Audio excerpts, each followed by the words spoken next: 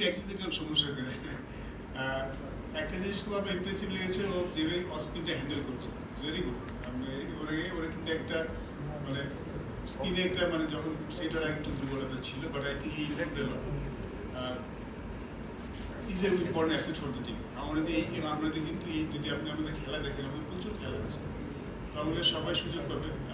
এবং ওর প্রতি প্লেয়ার খেলার বেঞ্চে বসে থাকা মানে যে আমাদের টিমটা কিন্তু অনেক স্ট্রং, সুযোগ ডেফিনেটলি পাবে। অ্যাট দিস মোমেন্ট যদি ও সুযোগ পায়, আমি এমনও চাই যে সমস্যাকে এসে আবার 3টে ম্যাচ সুযোগ পায়, আবার অন্য কারোর দিকে ফিরে দেয়। আমার কথা ছিল যে আমার পয়েন্ট হচ্ছে, আমি যখন তাকে দেখবো তাকে লম্বা ভালো করে দেখবো, আবার যখন তাকে নিয়ে আসবো তাকেও কিন্তু ভালো, যখন তাকে দেবো আমি সুযোগ দেবো, আর যখন তাকে নিয়ে আসবো তাকেও এত সহজে মানে বাইরে বের করে দিব।